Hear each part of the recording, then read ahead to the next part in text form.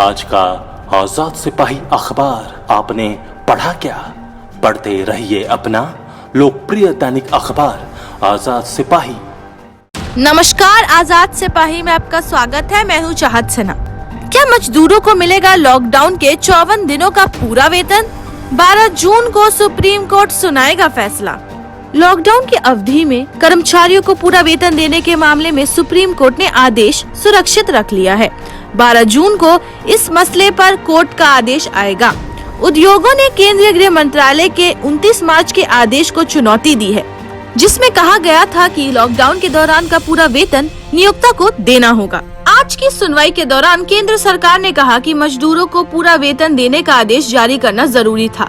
मजदूर आर्थिक रूप से समाज के निचले तबके में हैं। बिना इंडस्ट्रियल एक्टिविटीज के उन्हें पैसा मिलने में दिक्कत न हो, इसका ध्यान रखा गया। अब एक्टिविटीज की इजाजत दे दी गई है।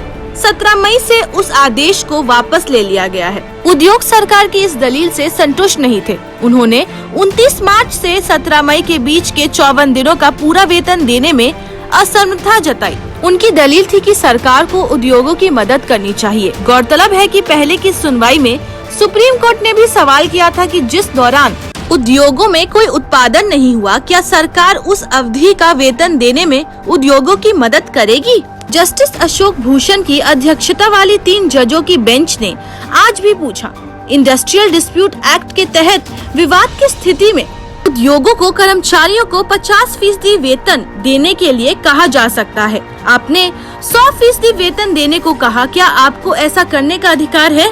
बेंच के सदस्य जस्टिस संजय किशन कौल ने कहा, एक तरफ आप मजदूरों को पूरा पैसा दिलवाने की बात कर रहे हैं, दूसरी तरफ मालिक और मजदूरों में आपसी समझौते की बात कर रहे हैं। ठीक है, आर्थिक गतिविधियों का पूरी तरह शुरू हो जाना जरूरी है, लेकिन इसमें सरकार की क्या भूमिका होगी? उसे दोनों पक्षों में संतुलन के लिए कुछ करना चाहिए। सुनवाई के उद्योगों के वकीलों ने कई दलील दी। उनका कहना था कि सरकार ने आपदा राहत के नाम पर यह आदेश दिया था, लेकिन उसने यह नहीं समझा कि उसका आदेश अपने आप में उद्योगों के लिए आपदा है।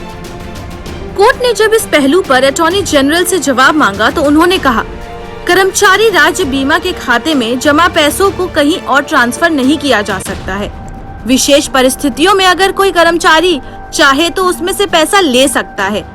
आज की सुनवाई में कई मजदूर संगठनों ने भी अपनी दलीलें रखी। उनका कहना था कि सरकार और उद्योग अपनी जिम्मेदारी से पल्ला नहीं झाड़ सकते हैं।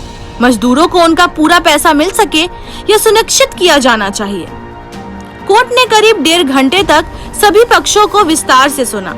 उसके बाद आदेश सुरक्षित रख दिया।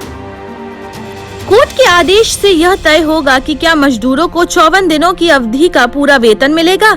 अगर हाँ, तो इसमें क्या कुछ हिस्सा सरकार भी देगी। अभी के लिए बस इतना ही। अन्य खबरों के लिए देखते रहिए आजाद सिपाही।